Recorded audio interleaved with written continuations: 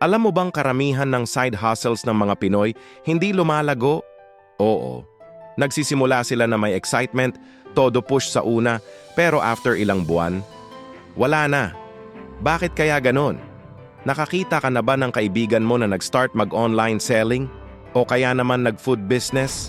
Excited na excited sa umpisa, di ba? Pero ngayon, tanungin mo kung nasaan na yung business nila. Tatlong bagay ang nakikita kong dahilan kung bakit hindi umaasenso ang karamihan ng side hustles natin. Una, walang matinong plano. Nakita lang na trending, sumubok na agad. Ay, kumikita daw sa TikTok shop, try ko nga. Pero wala man lang research kung paano ba talaga patakbuhin. Pangalawa, walang consistency.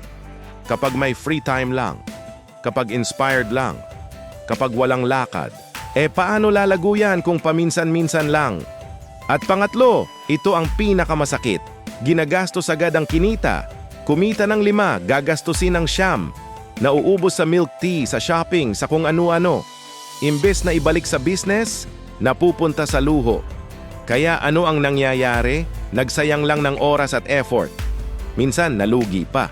Pero hindi naman kailangang ganyan palagi ang kwento. Gusto mo bang lumago talaga ang side hustle mo? Ito ang dapat mong gawin. Una, tratuhin mo ito bilang tunay na negosyo. Hindi lang hobby o pastime.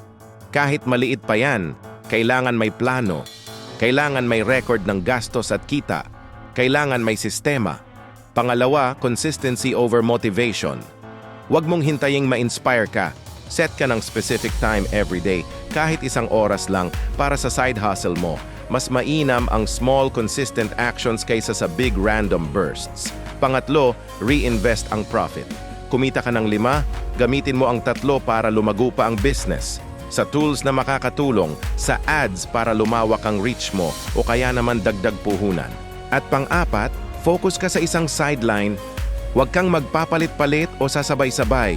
Mas maganda na todo focus ka sa isa kaysa kalat ang energy mo sa 5.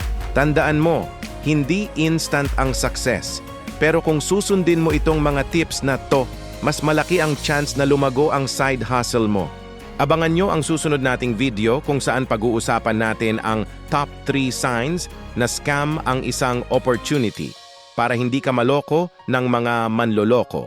Para sa mga tulad mong gustong umangat, i-follow mo ang Money Smart PH. I-click mo ang subscribe button at notification bell para updated ka sa mga tips kung paano patatagin ang side hustle mo.